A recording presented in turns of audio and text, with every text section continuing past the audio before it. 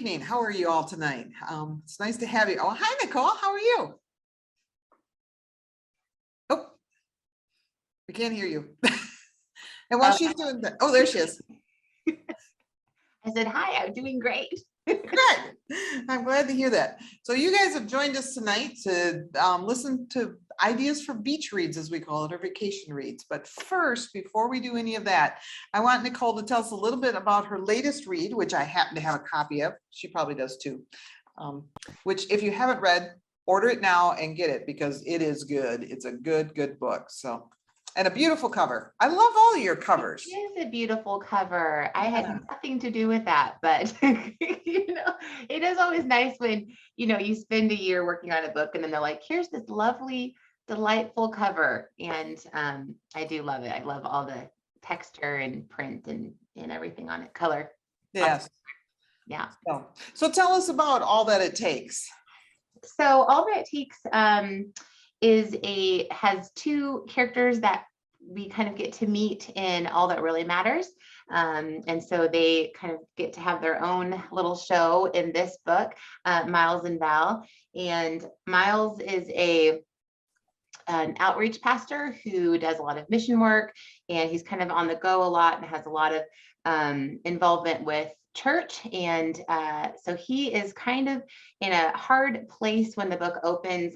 He's just kind of heard some news that is putting his ministry kind of on a life support. He's had to be the bearer of bad news for a lot of people, and he's kind of in this real disillusioned place, kind of the ending of a dream, and just asking a lot of like, what am I supposed to do next questions.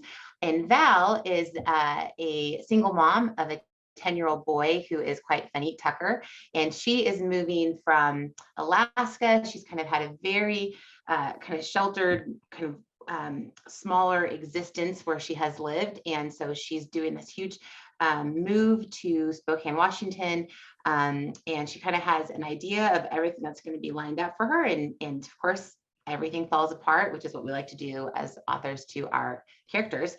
And so, but because of everything falling apart, she actually has an opportunity to really pursue a dream of hers in the film industry. And she's really gifted at documentaries and visual storytelling is what it's called. And so she and Miles have a couple of points of connection. One is that she moves into an apartment that he has upstairs, and so that's kind of some fun banter and some fun connection. But then also kind of to work on this film project, they get kind of partnered in this ministry that's been handed to him that he doesn't necessarily want at all, and they both kind of learn this journey. All That It Takes really is symbolic of what does it take to really help somebody that's in need, whether it's physically, mentally, spiritually, emotionally, and how really the whole book is designed around this concept of like, all it takes is one person being willing to kind of lend your hand and step out and say yes to you, and how just sometimes that one yes, that one moment has this, effect, on being able to change the trajectory of a person's entire life. And so we see that in his life, and we see that in her life, and a couple people that they meet along the way in the story. And of course, it's a love story too. And yeah, that's kind of a little bit about it.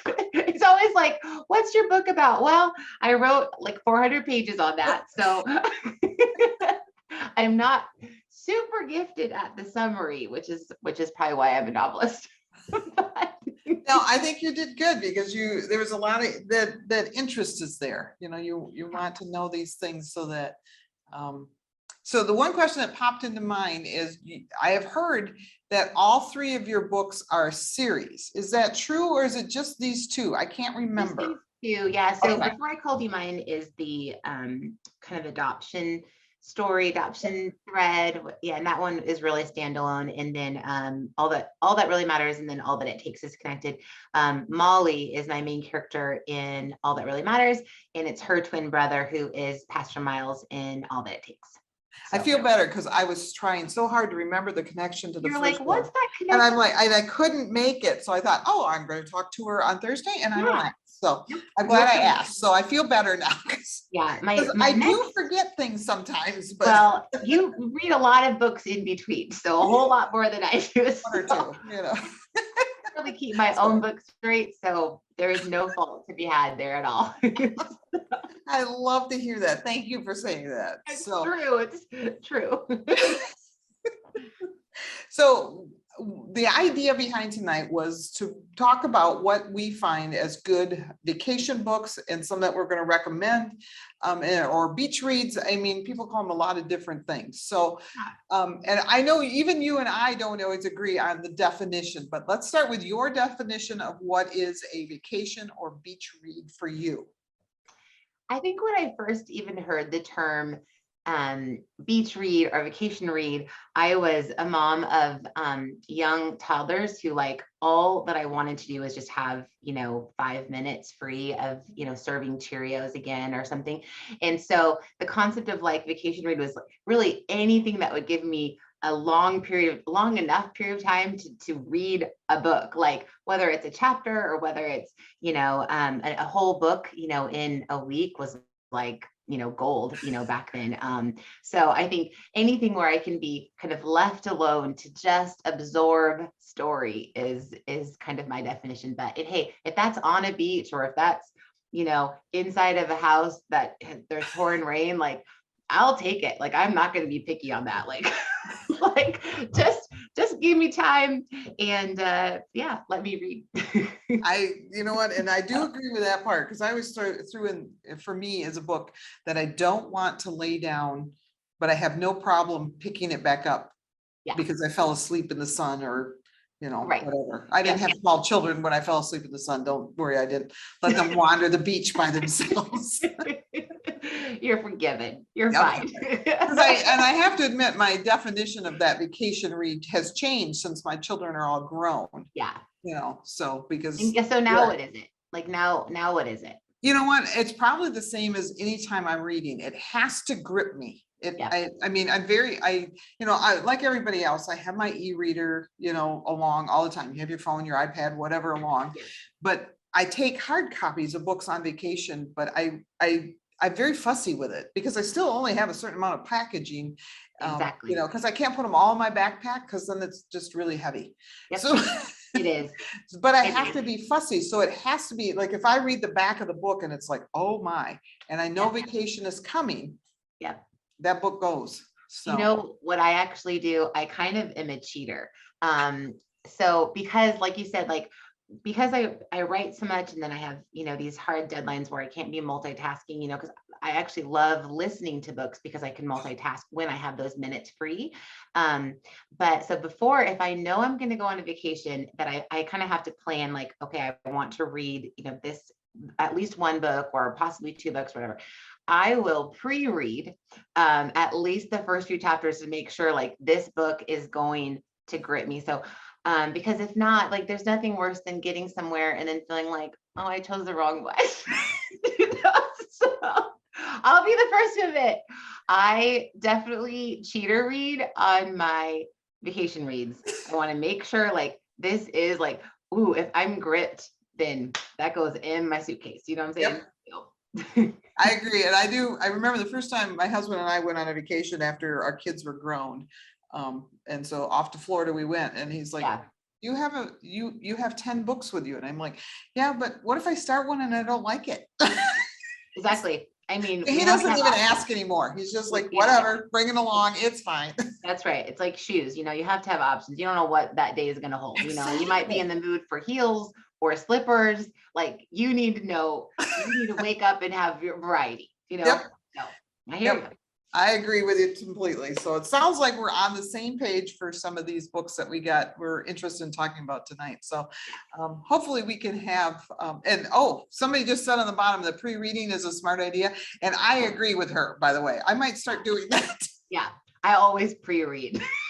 It is always. My husband pre-eats. Like, if we're going to a dinner, like a fancy meal, he pre-eats. So I'm like, and that's how we're the same but different. Like, I pre-read and then he pre-eats. So okay. I like the pre-eating too, by the way.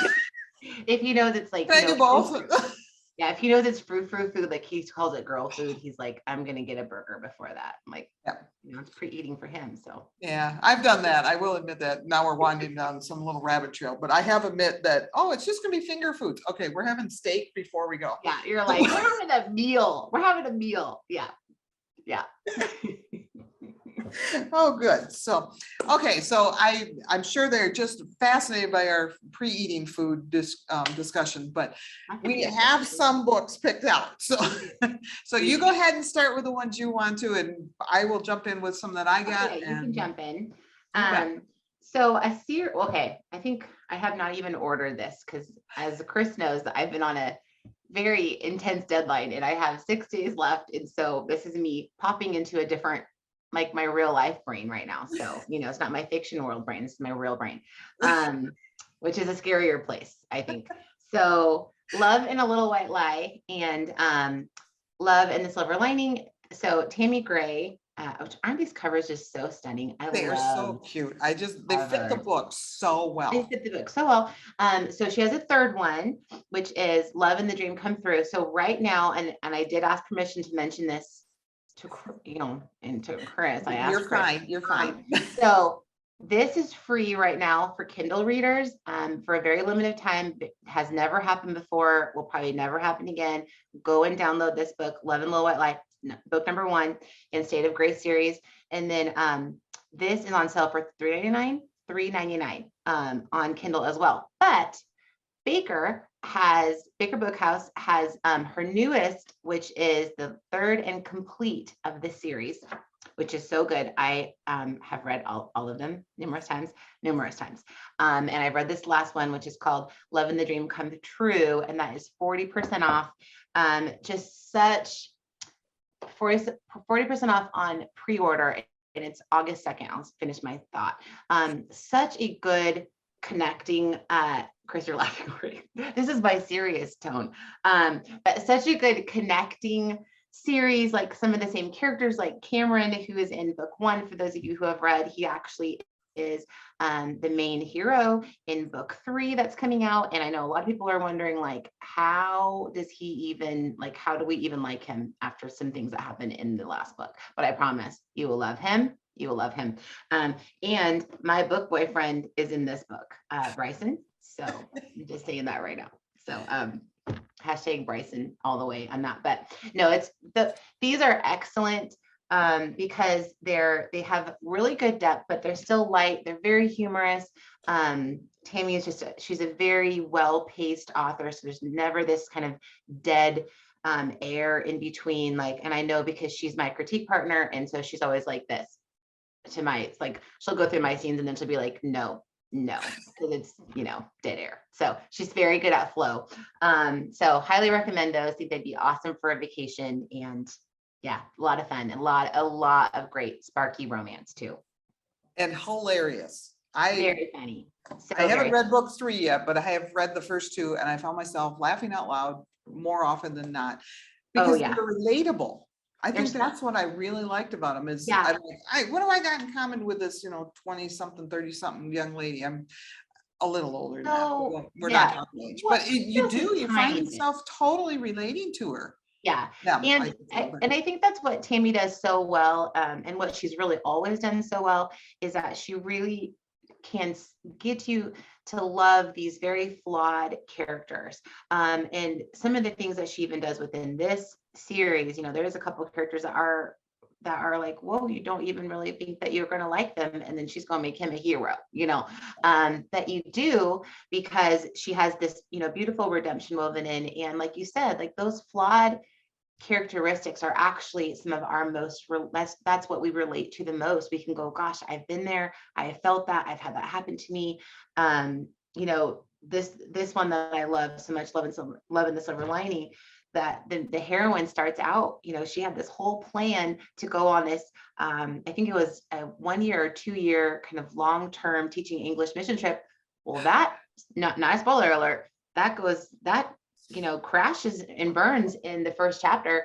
And I thought, well, how relatable is that? We all know what it's like to have thought, this is what my year's going to look like. Actually, no, it's not. No, it's not actually. There's going to be something called 2020. Yeah, 2020. So it's just so interesting. Like we've all been in the place now where life completely upends. And then it's like, then you're going, well, what now? And honestly, the bigger question is even like, where is God in this? And so I think she asked that question so well, so relatably. And yeah, it's just, I love that series. I will always talk about it. It's so good. Awesome. Now you make me want to read them all over again. So Well, can't wait. You have to read the third. I can't wait to read it. That will be one of my, and I will probably do that in the summer. Will have maybe a little time, but you know how summers go, just when you make. I do. I always say, oh, in the summer, and then it's already. And then it's December already. What happened this summer? So exactly.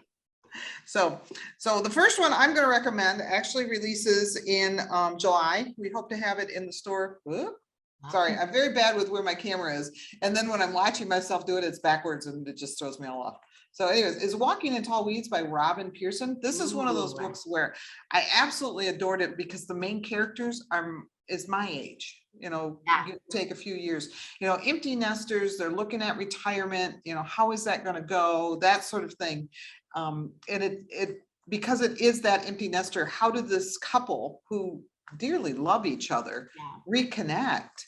And I can remember the first few times where, we were empty nesters and it was like, oh, well, you're the only one here to talk to. Yeah, you're right. It was just, again, relatable because it wasn't like I meant it in a bad way, but it was like, oh, I was used to, then we talked about soccer practice and then we talked about baseball and we talked about this and we talked about that. And then my husband would chime in and we'd do homework and all of a sudden we had none of that. So the book itself is very relatable no matter what age you are, because there's a young couple in there too, which is actually kind of funny. So, but if you haven't read any of Robin's books, I strongly recommend them all. They're very good. They're like coming home again. I love that. I do too. And I think that's why, and I mean, I lived in the South for a couple of years when my husband was in the Marine Corps, but other than that, I'm not Southern. Even when I lived down there, I wasn't Southern. I was a Northerner going, I don't know what you people are doing. So, but that's what I like about Robin's books is that, you get immersed into that character. I'll have to get that one. That sounds really good. Yeah, it really is. So, and it's one of those, it's that nice size one that if you do have that whole day, you could probably read it in a day, Yeah. So, yeah. So what else you got there? Well, so I told you, I always like, this is my favorite book of the year. And I just won't stop talking about it. I just think it's so brilliant. I love Tanya Tialo. Oh my gosh, this story. I listened to this I listened to it and then obviously I buy it. This is what I do, then I buy it for my friends and I talk about it and then I buy it for giveaways. So I bought this story many times. But this story, I listened to it because I was right in the middle of writing my first draft and I was in my own kind of story funk, I will say, where I just was struggling with kind of some of my own, like, is this even important? Does this even mean anything? I think many authors kind of go through this, when we're in like the hard season of all we feel is the sacrifice and not kind of the end of the journey.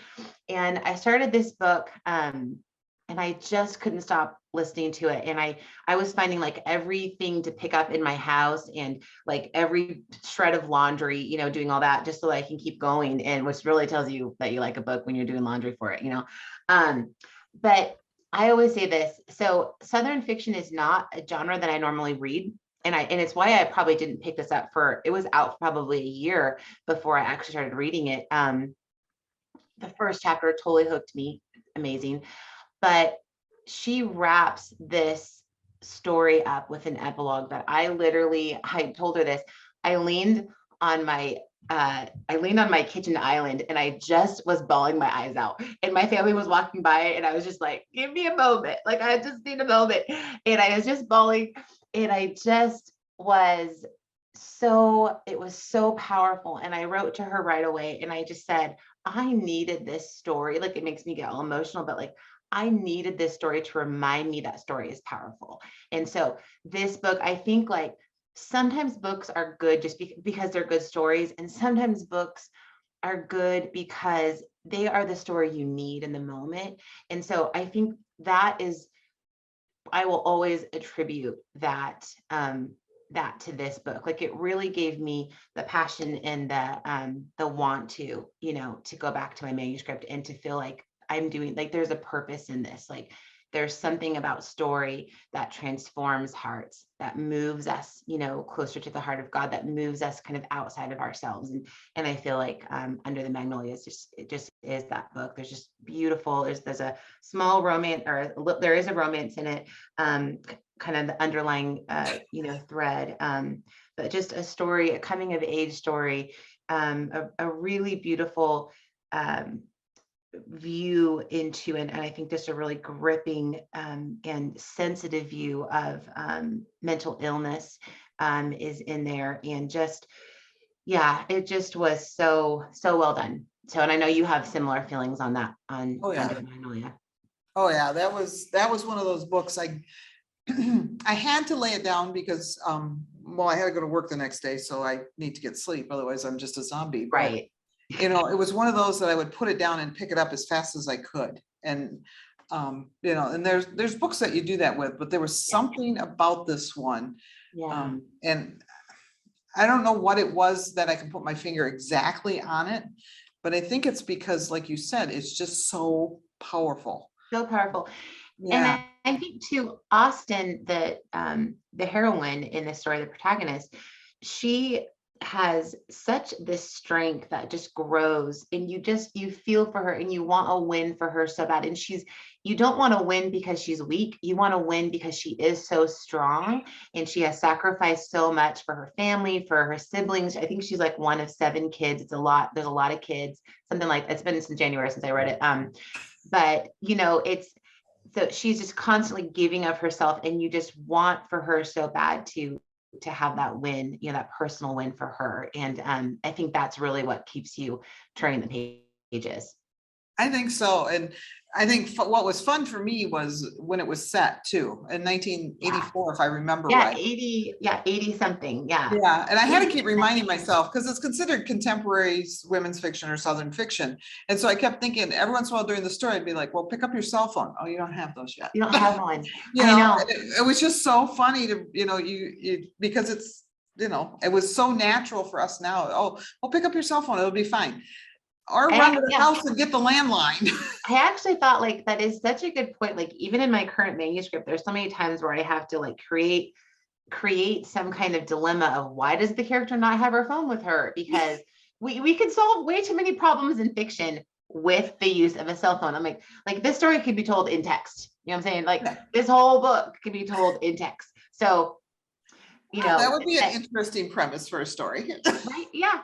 So it is cool when you, and I think that's some of the advantage too. I have only recently dabbled into some more historical romance. I really haven't been a long time historical romance or historical reader. I kind of have delved in it a little bit here and there, dabbled in it a little bit here and there, but I think that's one of the best parts about historical romance is you don't have those kind of modern technologies, pulling at every kind of, every chapter, every plot point, can't be resolved with, just send her a text. It's like, no, like you're gonna walk to her door, like, like a romance was so much better. Yep. And I agree with that too. And that and people know that, the romance part of it isn't always an important storyline to me, but in the historical part, there's something to be said for that. Yeah. That there was that effort that had to be put in. Effort, the writing of the letters and the calling on each other, and like all of the rules. Like I would get the rules would be the worst. Oh, they would drive me insane. They would, because I'm one of those that the rules have to make sense, and most of those didn't make any sense. Yeah, me too. So I was trying to think. I don't think I grabbed any historical romances. So I did get this one. If you haven't read this yet, When the Day Comes by Gabriel I just read it with my daughter. Again, I have it in paperback, and I read it. We were listening. Each of us had an earbud. We were walking up the hill. So very good. Very good. So Yeah. for those that don't know, this is one of those, it's not a dual time, it's kind of a time traveler one, Yeah. but not quite. And it's in two different times. It's in pre-revolutionary America and then just and right into World War One in England. And so it makes for, I didn't want either one of the time things to end. Yeah. I think that's what she did so well, not to hop on this, but because sometimes with dual, and it's like you said, it's not dual time, and it's not necessarily time slip. It kind of is, maybe it is time travel. I know there's like lots of rules to determine. I don't, see, and I don't know what they are. Don't come at us with all the rules, because we obviously don't know. Don't yell at us. But it's true, like when you're dealing with two different time periods, it can be like, oh, you're really anxious to get back to one, but she did a really good job balancing and really making you, there's things in both that you really wanted to return to both times. And that's, I think that would be a big challenge in whatever it's called, time travel slip. Yeah, and she has a word for it, but I can't remember it now. And then in the back, when she's talking in the author notes and stuff, she talks about how she feels like she didn't write a time travel book, but she wrote two historical stories. Yeah, and I agree with that because they are very complete in themselves. They're very complete. Yeah. So I really enjoyed it. I'm looking forward to more of that. So, and that was a good one. We have a fiction Facebook page that is, we do a book a month. And people can discuss it. And this happens to be this one. And it's funny because I give them, and when the month starts in the middle of the week, it's hard to know which week of the month it is. It's kind of an extra week. So they have 2 weeks to get it read before questions start. And they're already chattering away on the Facebook page to each other. And then Gabriel has joined in, and it's like, we're not going to make it to the second week before we do this. Yeah, let's just start questions. We're fine. Everybody's got it. Because the one rule in the Facebook is there's going to be spoilers. We're going to ask questions. There's going to be answers that are spoilers. You need to get read. So and a lot of them, I read it over Memorial Day weekend because they're obviously reading ahead, which is great. So, but if it's on your if it's not on your TBR pile, make sure it is, because it is. It really was good. Yeah. And my daughter's only 11, and it was a good, I always choose books that will be exciting to her, and she loves kind of that revolutionary period. She had just learned that all in 5th grade, and so I was like, hey, you might be really interested in this. And so we had a good time kind of stopping and starting that as we walked and were in the car and all that kind of stuff. So again, audiobook, but it's I have a 50-minute commute. I listen to a lot of audiobooks. It's a great way to get reading in. Okay, so speaking of historical fiction, I actually have 2. One I have not read yet that just came to me, and I'm very excited to read it. One I have read, which of course is Connie's, Connie Lynn Cassette, Between the Wild Branches. So this is actually a duology with To Dwell Among Cedars, I think is the first one. This is the second one, and this is like my favorite book of Connie's of all time because, again, #Lucio. A hero, such a good hero. Like, people are like, good name for it. It is so funny because Connie is like, she does not call herself a romance writer, but she does write such good love stories in these. So but yeah, this is just, he is a fighter, he's a warrior, has a real chip on his shoulder, but just also like a sweet spot, has a really hard history and hard past, was adopted from a young age, and then kind of ran back to go back to his roots. And I won't say too much about it, but he makes the whole story, and Lucio is just such a fantastic character, a fantastic hero.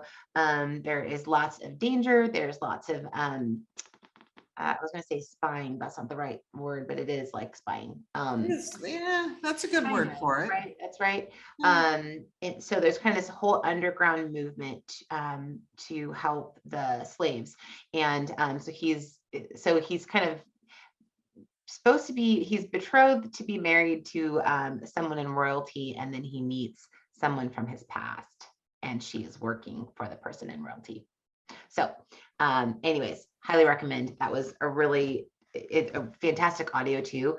That I read that book. I've actually read that book several times. And I just think it's phenomenal. So It I love that is. one. And then I also got this new one from Rachel Fordham. And so she writes, this one is, I think, 1880, historical romance. And her and I have connected recently, and I've read, now I'm not going to forget the book that I read of hers so far. She just writes very like sensitive, beautiful. I love her prose. I love her voice. Lots of family threads. Rachel, you can just feel her heart in her stories. Like she really has such a heart for family, for kids. She's a foster mom. And you really just see a lot of her person as an author come through her writing. So this one just came a couple days ago in the mail, and I am very excited to read it as soon as I'm off deadline. But yeah, and she lives actually in how we connected. This is kind of neat. She lives not too far away from the little town that I am writing my next book that's coming out in April of 2023, which is hard to believe that I'm saying that. So she has been all things expert to me. So Port Townsend is where I'm setting my next story, which is the Olympic Peninsula of Washington State. So super north west. And so she lives not too far from there, about 20 minutes away. So she's kind of been she'll be like, I'll go take pictures for you somewhere. So we just connected on Instagram. I've never even met her in person. She's just a darling gal. And but she writes really awesome books. And she's one of the reasons that I've gotten more into historical and historical romance is, when you find a good book, it makes you want to reach for that genre again. And so I'm drawing a blank on the book that I read. I wish that I see the cover in my mind. But anyway, when once you kind of get saturated into a genre, you just kind of keep reaching for that. So then when you break out, and then it's like, oh, I really enjoyed this, and then you want to reach out again and grab another. And we were talking about that before we got on here. Is just there's such joy in being able to kind of break out of your normal rhythms and routines. And I have done that so much this last year, and I've read mystery and some suspense and even a couple of thrillers. I had never even read a thriller before. And I loved every single one of them. So, it's just kind of a nice encouragement to reach for things that you don't normally reach for. I agree. And I'm one of those that have always read every genre. Yeah. Some of them aren't my favorite, but like you, if it's a good book, I don't care what genre it's in. If it's a good book, that's right. I don't care who wrote it. I don't care, what genre it's in, as long as it's good and draws me in, I'm sold. Yeah. It helps if, they do 3 or 4, because like Connie's books, I mean, she's always a go-to read for me because her books are all so good. I mean, and she hooks you in the first like 3 sentences, Yeah, and she always has it where it's that background part of a biblical story. Absolutely. And so suddenly you're going back to the Bible going, okay, I don't remember that. And now that makes sense. Well, and so that I love that. And I think too, I can't tell you how many times I've been in church and, there's something that will come up, like, when she wrote her whole Out of Egypt series and her whole Exodus, stuff, like we were walking through that in some of our sermons at church. And I just kept she made the Bible come to life. I always say she adds sensory to things that don't have that, you don't read about in the word. And so, Connie is incredibly gifted and really and just really I think anointed in that ability to bring scripture to life. And she's very respectful and sensitive about what she puts in and who, she's always she doesn't make, real Bible characters do a whole lot of talking because that's just not her thing. But, the fact that she can she has a palette of truth, of real events. And then she can add kind of those layers of fiction that actually make you so excited to go and read, about that time, like you're saying, that timeline, or she'll take a very small event in history and then kind of expand it out, and it's just genius. So I am glad I do not write biblical fiction. We always say, like, maybe we'll switch genres. And I'm like, not. Oh, you're doing fine. Thank you. Nobody should read my biblical fiction. I think everybody that, because I know this question too, because I always ask, would you write something else? What genre would it be? And it's always interesting to me what people would like to do, and then go, yeah, but I'll never do that. Because you guys know what your wheelhouse is. I mean, Connie writes that. And for Rachel, I always think of her in it. And I never can think of another way to say it, but she writes these Walton-esque books, like the Waltons show. There's something complicated in there. There's stress, but when everything comes together, it's all about that family and that love. It's such a good family. Such a great sense of community. Yeah, that's what I loved about her last book that I'm drawing a blank on, and which I'm going to remember as soon as this is over. I literally can see the cover. You can text us all to let us know when you figure it out. No, but just read them all. Just read them all. I agree with that. But you're right. That kind of that real tight knit need for community, and tight knit home, and tight knit family, and that's what I loved very much. I agree with that. So I'm going to bring up one that's a debut author, Sarah Brunsvold. And then Sarah, if I got that wrong, I apologize. That's me. But last names are so hard. But The Extraordinary Deaths of Mrs. Kipp. There's two reasons probably that this was it. I had a lady in my life who passed away in 2020, who was literally named Mrs. Kipp. That's what her last name was. And so it drew me right into the story event right away anyways. But the premise of the story is this Mrs. Kipp is dying. So she needs an obituary written, but she wants it written before she dies. So I know, I think it's just so she gets this reporter to come and interview her. And the only way the lady can keep interviewing her is if she comes with an extraordinary way that would be written in her obit as how she died. So she has, like, she was cliff diving off of Mexico's cliff, and, accidentally, and then each one gets more elaborate. And then, but as that happens, then the interview continues, and you actually learn more and more about Mrs. Kipp. And, one of the things I keep thinking of is we all need a Mrs. Kipp in our life, whether that's her name but she's that older person that is kind of nudges you along on your own journey. And I loved that part of it. I love that too. Yeah, they became more than interview and interviewee. They became friends, because they knew more about each other. And that to me is story. When I know more about you, then we and whether we have things in common doesn't matter. I know you. So when does that one come out? I really want that one. I should probably tell you that. Let's see. It comes out in July, so probably the end of June.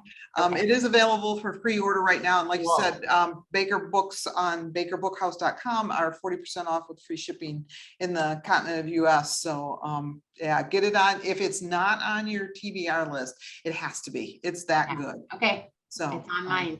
I promise. Good. Sarah will be glad. Not that I've ever met Sarah, but sold. Yeah. So what else are you recommending tonight? So I know this is on your list and you loved Do-Over. So I have not read Do-Over yet. I've been saving it for this summer. Awesome. And then I've actually heard, like, she has a pretty awesome narrator too on her audiobook. So obviously I own the book and I will also be listening. So I'm very excited for that, because I do think this will be a very fun, romantic comedy-esque summer read. So, and you know more about it because you've already read it, but some of mine are just on my pile because I just have not had 1 minute outside of my own fictional world. But I'm very excited. I love Bethany Turner, just always the pop culture queen, always, like, so many great jokes. I admire her fresh writing. And I always love, she always has very unique twists that happen in her stories. So Yeah. So did you read Plot Twist? And Mhm. they're not connected, but it was Yeah, the I one did. before this. Yeah, I've Yeah. read all of them except that I just haven't gotten Okay. to this one yet. Yeah. Yeah, the rom-com that she does is so they see, and there's a genre that when I asked her that question one time, she's like, and I don't even remember what she said because she said, and I'll never write it because I love writing rom-coms. Yeah. And it's her, it fits her, you It know. does. Oh, I couldn't imagine her writing. I was actually texting with her this morning, and I just Oh, can't nice. imagine her writing anything else because she just has that very, witty, quick humor. And so it would be sad if she cut that, from any genre that she was writing. Yeah. And it can't work necessarily in any genre, but I think how she makes it work is perfect for her. Yeah. And you're right. I think even if she wrote science fiction, she would have a lot of humor in it. She would. So Yeah. She'd find a way to make everything pop culture witty. yeah. Yeah, and she's right. And the funny thing is she'll mention things. Now I will admit, and she's younger than I am, every once in a while she, will mention something and I'll text my daughter, do you know what this is? It's just, my That's daughter's like, so oh, funny. yeah. Yeah, it's this. Yeah, I know. Oh, okay, that makes sense. I know. She just has like, I've never met anyone that has so many references that she just pulls out. Like, it's pretty phenomenal, really. I know. And she does that with movies. It's like, and I'll be Oh, she going, does. oh, it was this movie and it had this, and I don't know who the actor is, but it was this, oh, that's this movie, and that was that the actor and the side actor Yeah. and this and that. And I'm like, how do Yeah. you know And this? she keeps those storylines so clear in her head. Like, I know I've listened to her and, talked with her, and it's like, I don't know. Obviously, I can't remember book titles that I've read. Well, that's often my thing is I don't remember, because sometimes I read them early or something. I don't remember the titles very well. I remember the story, but I don't remember the title, Yep. So, Yeah, I have that problem too. Now I have the disadvantage or advantage of I walk the stacks every day. So I was all the gonna say, books you I've read see, are sitting there. yeah, So I do have that, so I looks, yeah. I A remember lot of times, everything. Well, no, I just looked at the cover. So a lot of times I can remember fully what the cover looks like. I just can't remember the title. So yeah, to practice reading the words. I on know it's a cover. real help. It's a real, Yeah. Yeah, I have that problem too. So and then you had said that you had read this one by Laura Friends. anything by her, man. I know, and I've been saving this one because it has a little bit of like a piratey situation going on, and I have a very, very, very, very small thread in my current book that I'm working on, and so I've been saving this to kind of enjoy it in between edits and my final draft, so that I can, just get a peek at a different kind of story that deals with boats and nautical life. And so I have a lot of that going on in my next book. So Awesome.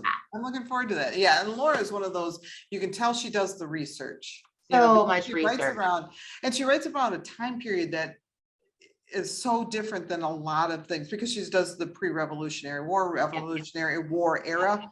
Always really unique. It is. And the premise within that time period is always very unique. I feel like totally different perspective. Yeah, because and so often during that time, her female characters are very strong.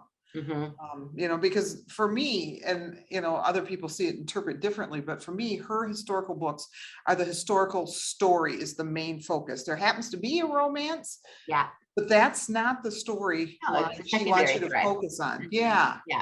I love that. I love that too. I agree completely. So I don't know which one to pick up next. I'll just do the top one. Here's another one that comes out in July, Heirlooms. If you've never read anything by Sandra Bird, I know this cover is gorgeous. I have, and I love, I just marked that one today. Good. You're going to love it. And I really got a chuckle out of it because she is known for her, not really Regency, but English stories that she was in England. She's back in America. This is one of those books I spent the whole book hungry because she talks about food and cooking and things. And I'm like, and all I have is a peanut butter sandwich, I hate it when there's like extraordinary foods. So like I can't even go to the store and buy that right now. Like that actually requires like 2 days worth of making it. So and she's like, and there's the point is with Heirlooms is her grandmother, the main character here. I I have to look because we talked so many characters. Cassidy, her grandmother leaves her recipe cards. And so Oh, the grandma's storyline is grandma going, oh, this recipe needs more tarragon or yeah. more oregano or something, you know, and it's like, you know, so that's on all these note cards, which is just, I love that. I just love that the thought too. of that.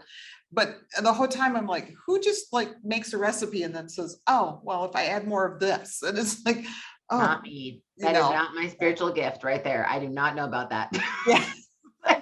I can experiment. It doesn't always mean it's really good the first and second. Give me the recipe and I'm going to follow that. And then I'll put a little salt and pepper on it at the end or hot sauce.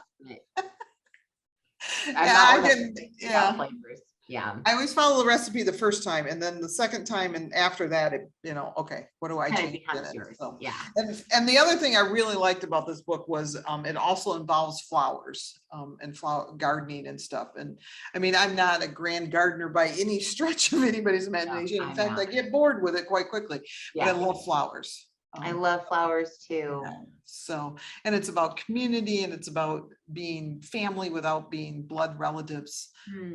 And, you know, because some of it is set in just after World War II, and the Korean War is just starting on the horizon. So you got that right in there, and then it's contemporary, the other part. So it is dual time. I was going to ask, it's contemporary. Yeah. Okay. And it was one of those where it's like, oh, I'm loving this story. Don't stop. Okay. Oh, I'm loving this story. Don't stop. I mean, both dual times were just, I wanted to stay there.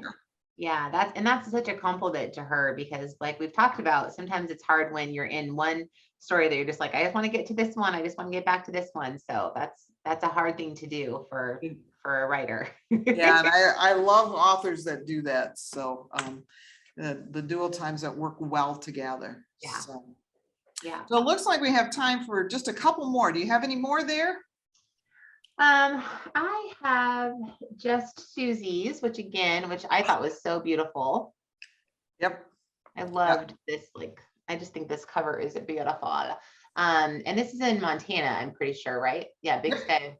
Yep. I believe so. Yep. Sky King Ranch, which is not too far from me. I'm in Idaho. So we can get to Montana in we're in the peninsula, you know, so I can get there in like an hour and a half, 2 hours. Okay. So I always love like books that are like sort of close. And Montana is so beautiful. So I don't know hardly anything about this book. This just came in the mail. And I was like, ooh, that is so pretty. And so, and it's book one. Yep. So I'm always a fan of like starting at the beginning of the series. But yeah, I'm a fan of Susie's. So I think that she tells phenomenal stories. There's always some kind of danger and, you know, pressing adventure going on. And I think I love her writing so much and those adventure kind of stories, because I don't often get to have those in my own stories. But she has all of this knowledge, like military knowledge, and she really does like a lot of outdoorsy kind of, you know, nature, like scares with nature and stuff. And so I don't have a lot of that in my book. So I always kind of like that sense of danger, you know, going on. And I know she has some suspense stuff too. And I don't think this is suspense, but this is probably just more contemporary romance. But I was very much looking forward to that one. So that'll be on my list. Book number 2, I think, is Starburst. I would have to double check that, but I think that just is, it's on the shelves here. I think it technically releases next week. Is it Sunburst? Is it Sunburst? Starburst? No, I think it's Sunburst. I could be wrong. I think it is too, because I just saw it. Sunrise, Sunburst, and then the last one is Sun something else. Yeah, this one just came for some reason, but I just got it like 2 days ago, 3 days ago maybe. Yeah. And so I'm already behind one apparently, but now I'll have a next one. You'll catch up quick.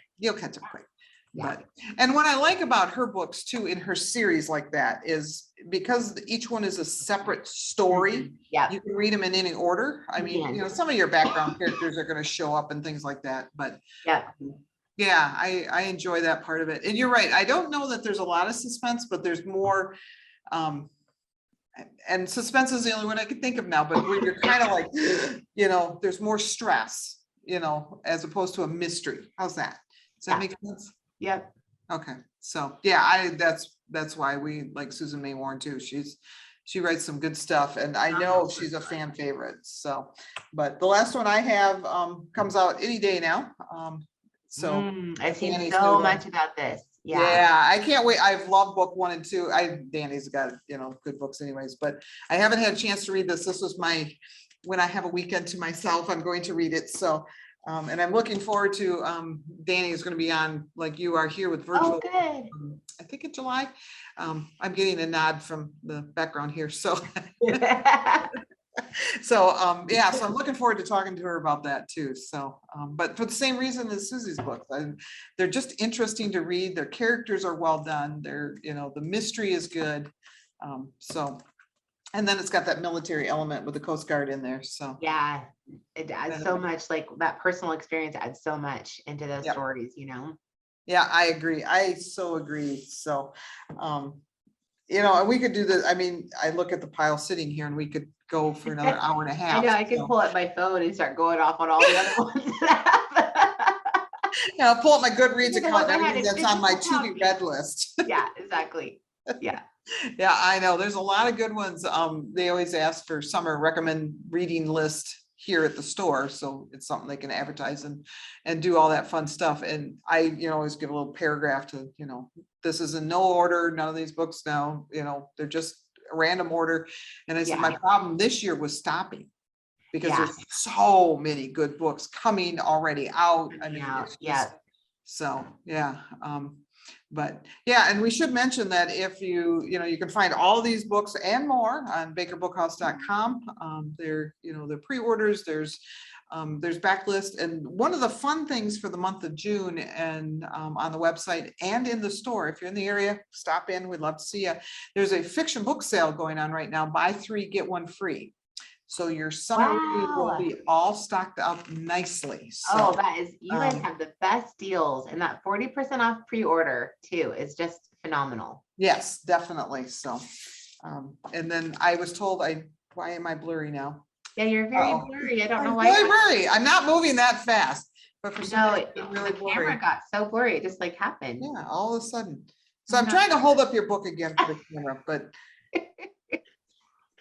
Okay, we're going to turn the camera off and come right back, so don't panic.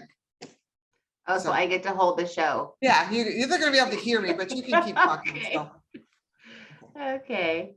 But We'll just, if ever I get stuck having to talk about something, it's going to be about a book. So yeah, there you go. See, you're doing great all by yourself. Oh, there I am. Oh, and now I'm not you're blurry. back. Did you notice I dressed to match your shirt? Or your Look at you. Nice? You did. It's a perfect blend. Right. I'd like to tell you that I thought that through. It's great. Love it.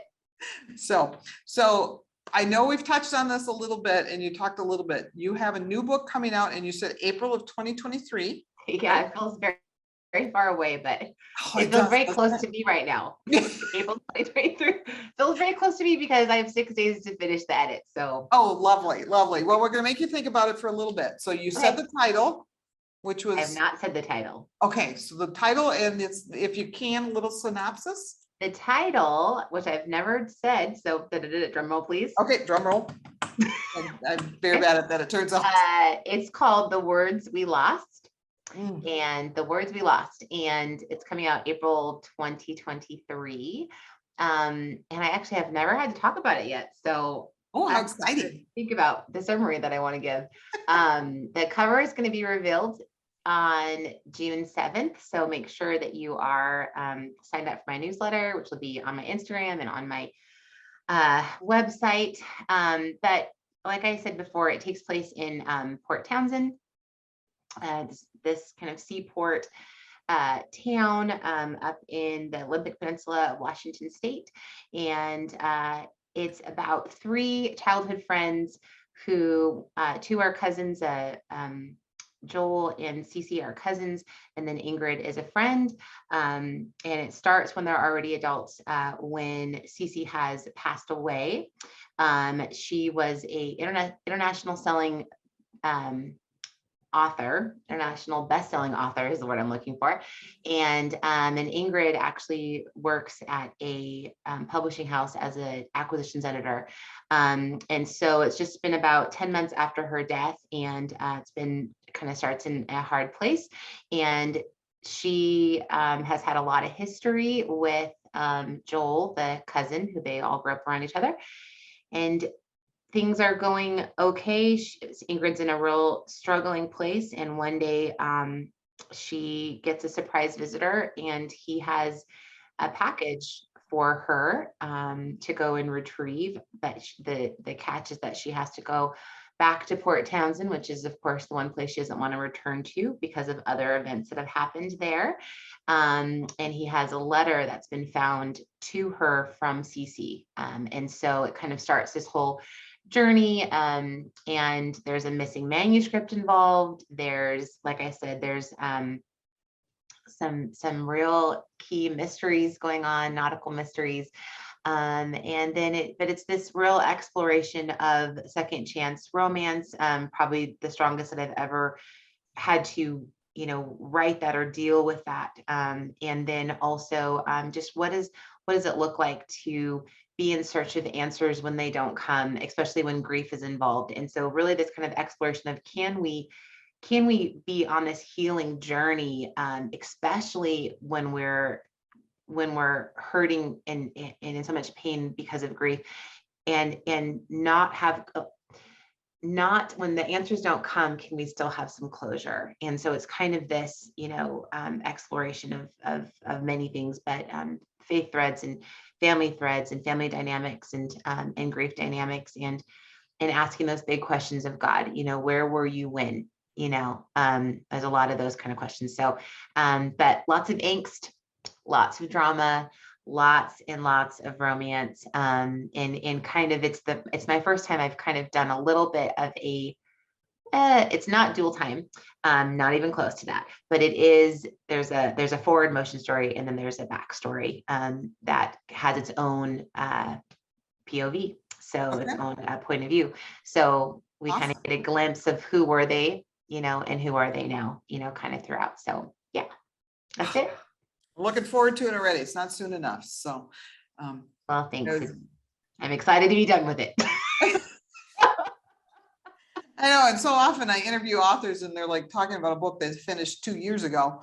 Right. Like, I can't even keep my characters straight anymore. So it's so true. It is hard to be kind of immersed in this world. Is so different than Val and Miles' world that just came out.